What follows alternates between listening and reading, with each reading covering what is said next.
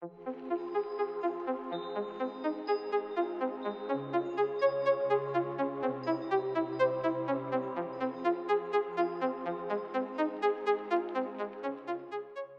Guys, सो आज मेरे साथ है Abhinav Jeswani bhai. He is one of the most special people in our group, the wild once.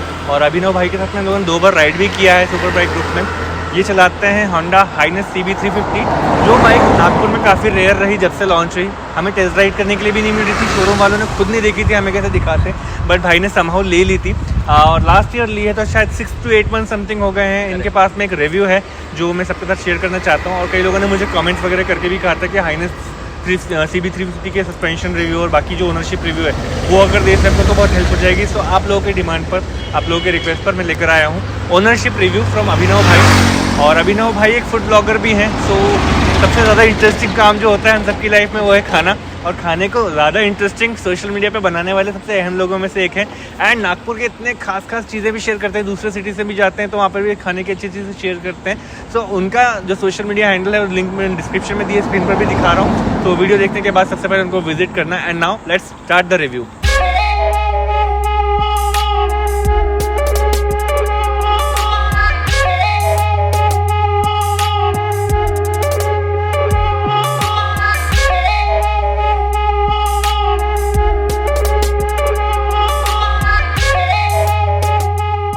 सो अभिनव भाई, वेलकम टू द चैनल। और बहुत ज़्यादा खूबसूरत गाड़ी है। सो वैसे तो 6 महीने 8 महीने हो गए, but still congratulations for having a rare bike, wonderful bike. मैंने देखा है जब भी हम सुपर बाइक ग्रुप में जाते हैं ना, आप रहते हो आसपास ही रहते हो। सब पावर की तो मुझे ऐसा लगता नहीं कि कोई कमी है, ना इसमें किसी तरह की निराशा है। After all it has a Honda engine, 350 cc है तो कम तो है नहीं, अच्छा खाता है। बट आपने जाहिर है इसको टूरिंग के हिसाब से, कंफर्ट के हिसाब से, शायद डेली कम्यूटिंग के हिसाब से लिया है, ताकि आपको एक बैलेंस मिल जाए। मैं आपसे हर एक चीज़ पूछूंगा कि क्या क्या फैक्टर्स को आपने कंसिडर किया था जब आपने इसको चूज़ किया, इसके राइवल्स को चूज़ नहीं किया, या क्या क्या ऑप्शंस थे। बट सबसे पहले हम जानना चाहेंगे इसको कब लिया, कौन सा वेरिएंट है, क्या ऑन रोड प्राइस थी। ठीक है, तो ये मैंने लिया है 2 नवंबर 2021 को। एंड ये है होंडा की हाइनेस CB350।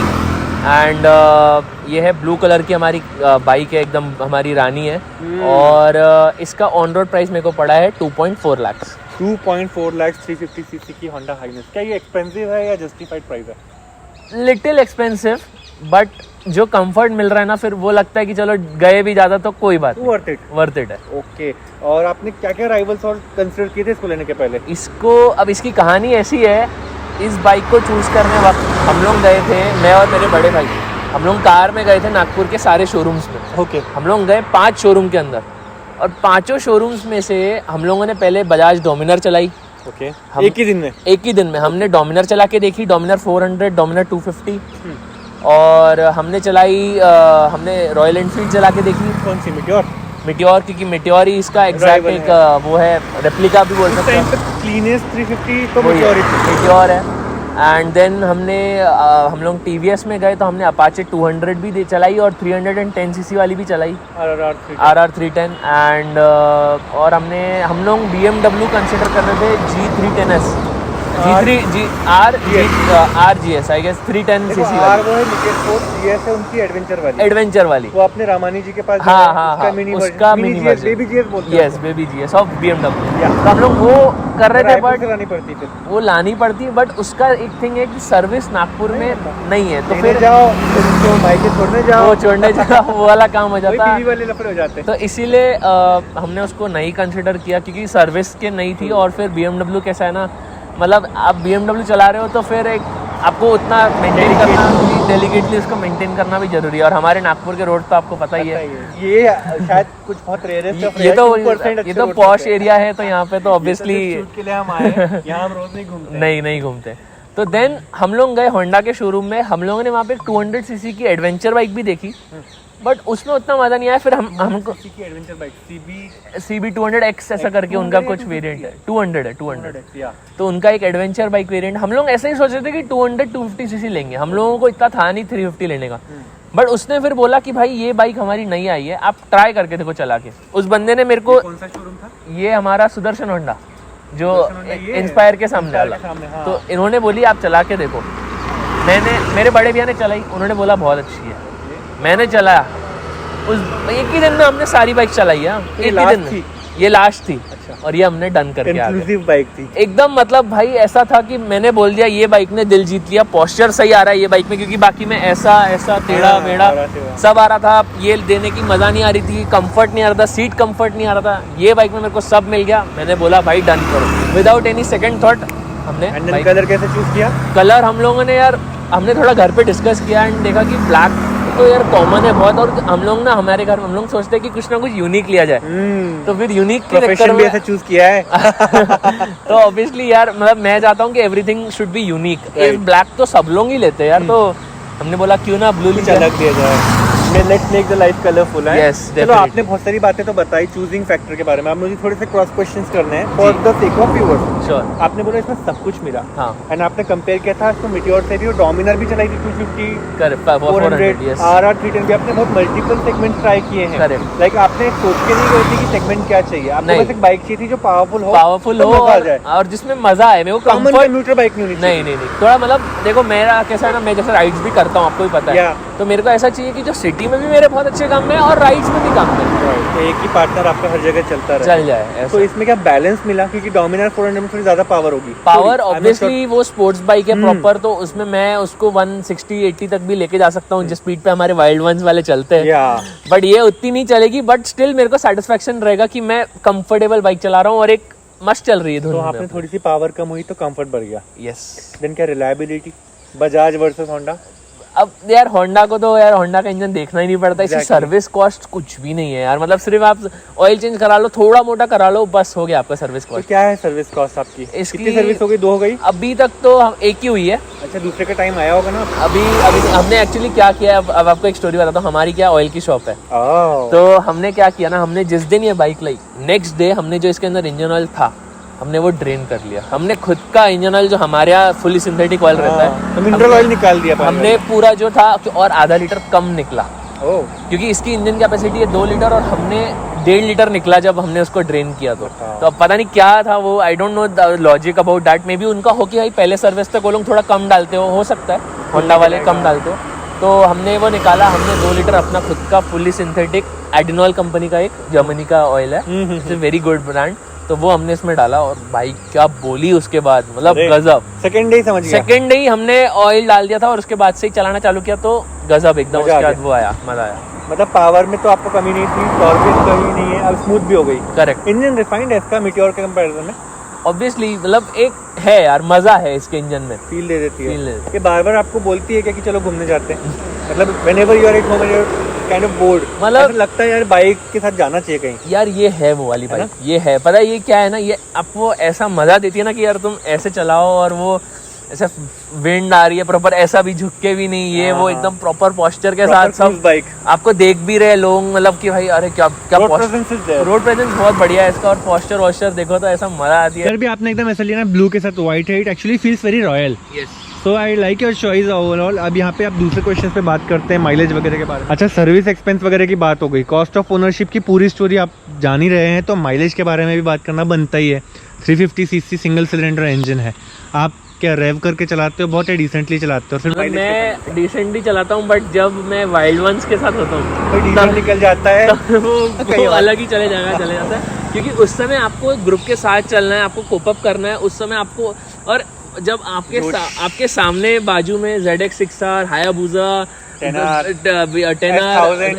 RR ये सब जब चलती है ना, तब आपको लगता है कि यार मैं भी भगाऊं, इसके फुल पोटेंशियल पे ले जाओ, फुल पोटेंशियल पे लेके जाऊं। तो मैंने आज तक इसको हाईएस्ट, देखो यहाँ पे 160 है, मैंने इसको जो अपने पर्सनल बेस्ट पे चलाया है वो है 120 to 130 के बीच में। अब आप समझ रहे हो, मैं हूँ 110 kgs का, अगर मैं इतने इसमें चला पा रहा हूँ तो सोचो, मतलब मोटे से मोटा आदमी भी इसको बहुत अच्छे से चला सकता है। 110 kg आप हैं, 120, अच्छा ये आपका प्रोफेशन ने आपको दिया है, हाँ तो 125 की आपने स्पीड पे इसको चलाया है। यस, बट अगर सिमिलरली उतने ही पोटेंशियल पे थोड़ा लाइट पर्सन अगर चला रहा होगा, मैं 90 का हूँ, मैं उतने ही पोटेंशियल उतने ही थ्रॉटल करूँगा, शायद 140 जाए, डेफिनेटली। और मेरे से भी लाइट लोग होते हैं, मैं भी खुद मैंने उस दिन जब हम लोग जबलपुर राइड पे थे, तब एक पाजी मेरे पीछे बैठे थे, उनको मैंने दिया, जैसल भाई के साथ आए थे, हाँ, उन्होंने बोला उन्होंने 160 चलाया है ये bike on it's highest potential में। स्टेबिलिटी का रिव्यू दिया था उन्होंने बोला भाई मक्खन चल रही है 160 पे भी, पता ही नहीं चल रहा कि चल रही है कि नहीं। ये तो पता चल ही जाएगा। अगली राइड में मैं आपको गोप्रो दूंगा, करेक्ट भाई, डेफिनेटली लो कि कैसा क्या रहा। Definitely. अच्छा माइलेज आपने बताया नहीं,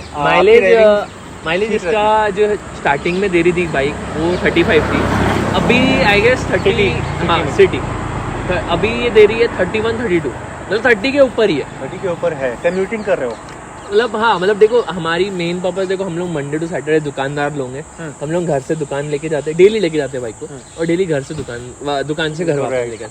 संडे को हम निकलते हैं थोड़ा बहुत राइड पे, थोड़ा 50 किलोमीटर 100 किलोमीटर जो आया मन में, हाईवे पे निकल जाओ, या फिर अपने वाइल्ड वंस के साथ चले जाओ, वो है तो, नहीं तो अपन सोलो। हाँ सोलो भी कभी ऐसे निकल गए दोस्तों के साथ, थोड़ा 20-25 किलोमीटर घूम फिर के वापस 50 किलोमीटर में आ गए, मजे आते हैं इसमें लगी। तो है एवरेज तो 30 के ऊपर ही है, एंड उतना ठीक है मेरे हिसाब तो से। फिर आपने एवरेज तो सिटी के और कम्यूटिंग के हिसाब से और वीकली के हिसाब से बता दिया, लेकिन उस दिन जब 600 किलोमीटर राइड हुई थी, कितने बार टैंक रिफिल करना पड़ा?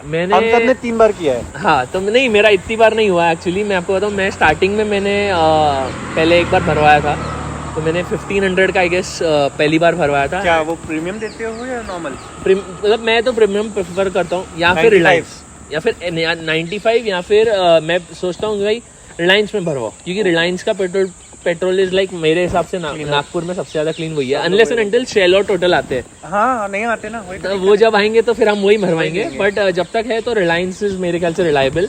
वो हम लोग फिर एक बार जाते हैं पूरी फुल करवाते हैं, तो वो मैं एक फुल पे लेके गया था। एंड कितना लीटर था फुल करने के लिए? फुल आई गेस 15 लीटर्स के आसपास है। तो इसका 15 लीटर का टैंक है 15 और के आसपास। आप डलवाते हो तब तो 15 नहीं होता होगा, क्योंकि रिजर्व में ऑलरेडी फ्यूल है। हाँ। तो आप 13 लीटर के आसपास, मतलब मेरा उस समय जब मैंने भरवाया था तब आई गेस 1100-1200 का कुछ फ्यूल हुआ था पहली बार में। ये जाते वक्त आते वक्त सिर्फ एक मतलब मेरे ख्याल से 2 डंडी थी, फिर भी मैंने भरवा लिया था, पर घर आते वक्त भी वो डंडियां थी पूरी, मतलब मेरे हिसाब से 1500 से 2000 के बीच खत्म नहीं हुआ होगा। नहीं तो बहुत लीटर जाना और 10-12 लीटर 10 लीटर आना मेरे हिसाब से तो ऑलमोस्ट हाँ 25 के आसपास लीटर। 1.5 टैंक।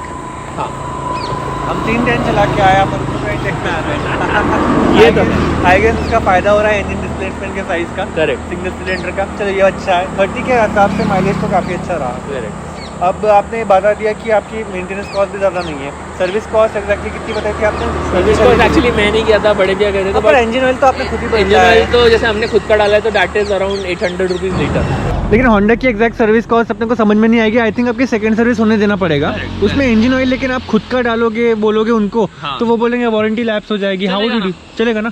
तो एक्सटेंडेड वारंटी नहीं ली है? नहीं, हमको वारंटी से देखो यार, आदमी गाड़ी आजकल कुछ भी होता है तो आफ्टर मार्केट भी मैकेनिक्स इतने माहिर हो गए, और हमारी तो हम तो फील्ड ही ऐसी है, तो हम प्रेफर करते हैं कि यार ठीक है होंडा में भी होंगे अच्छे मैकेनिक, बट हम लोग देख लेंगे। हमको यार हमारी पसंद का ऑयल डालना है बस, ऑयल में नो कॉम्प्रोमाइज। अच्छा, आपने क्वालिटी की बात कर ली, इंजन ऑयल खुद के पसंद का डाल के आपने एंजॉय कर लिया राइड को, वो सब बात हो गई। रिफाइंड इंजन है, ड्राइव डायनेमिक्स अच्छे हैं। नहीं, ड्राइव डायनेमिक्स नहीं, आपने एर्गोनॉमिक्स की बात की थी, कंफर्टेबल है। ड्राइव डायनेमिक्स तो आपकी बातों से समझ ही गया हूँ कि बहुत मज़ेदार है।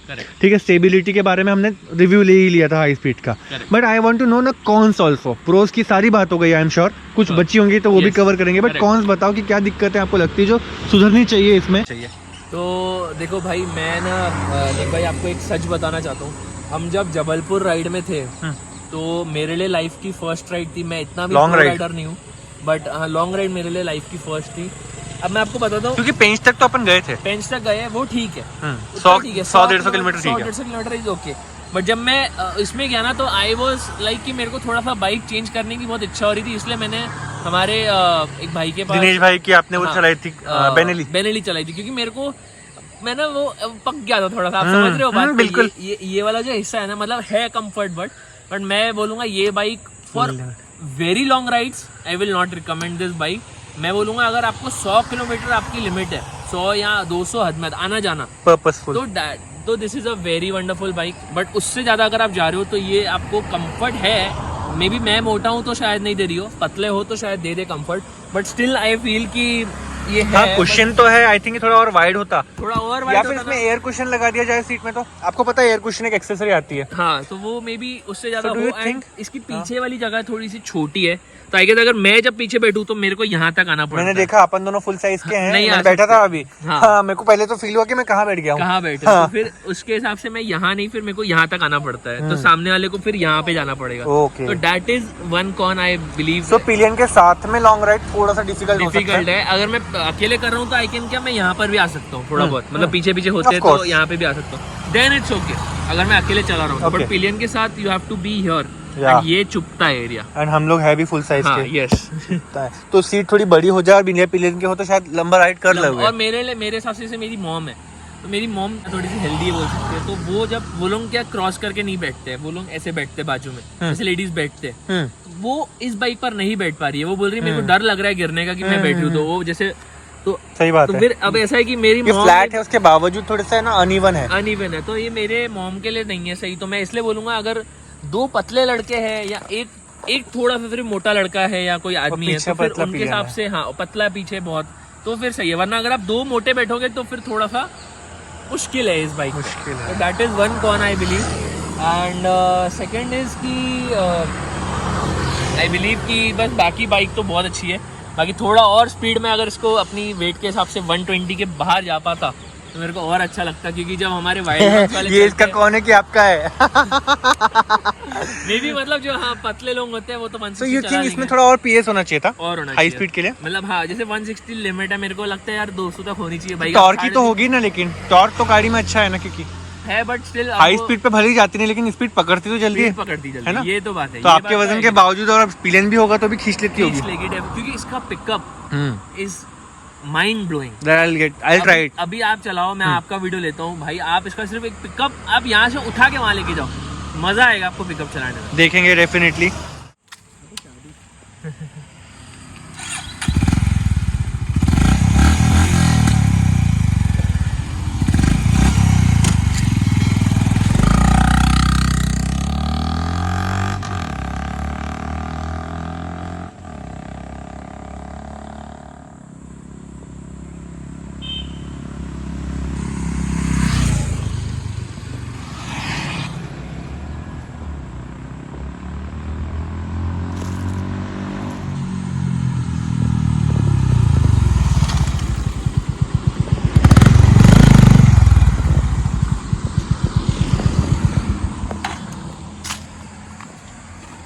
बहुत बढ़िया। पिकअप भी अच्छा है और ब्रेकिंग भी अच्छी है।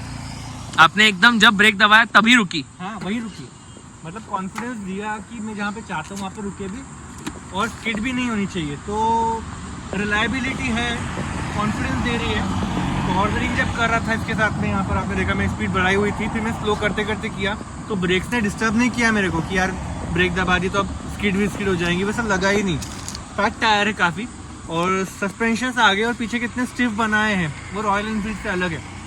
तो कॉन्फिडेंस यहाँ आता है जब हाई स्पीड पर आप कॉर्नरिंग कर रहे होते हैं, विच इज़ समथिंग जो आप अगर बिगिनर हो किसी क्रूज बाइक के साथ में तो हमेशा एक्सपेक्ट नहीं कर सकते। बट इसमें मैं फर्स्ट टाइम राइड कर रहा हूँ CB350, तभी भी काफ़ी कॉन्फिडेंस फील किया। और पिकअप जो आप बोल रहे थे, I am slightly lighter than you. Okay तो मैंने तो काफ़ी इंजॉय किया। टॉर्क है इसमें, हाँ जितने कम गियर पे चलाओ ना उतना ज़्यादा अच्छा लगता है। Yes, वो। correct. जैसे गियर बढ़ते हैं ना तब अपन सिर्फ माइलेज क्या इको के हिसाब से चला रहे हैं, ऐसा लगेगा। correct. या अपन हाईवे पर है तो आप स्मूथ टूरिंग होनी चाहिए उसके हिसाब से, बट परफॉर्मेंस एंजॉय करना जितने छोटे गियर उतना वो अच्छा। तो पहला obviously. गियर नहीं, लेकिन सेकंड और थर्ड Yes. पहला जल्दी खत्म हो जाता है, Correct. 60 के आसपास होगी, नहीं 60 तो ज़्यादा ही होगा, 40, 45 और 60 कुछ होगी। Correct. लेकिन उसके बाद सेकंड और थर्ड गियर में जो एंजॉयमेंट था, पुश भी है, ग्रंट भी है और हल्का फट भी था, तो मज़ा आ रहा था। Correct correct correct.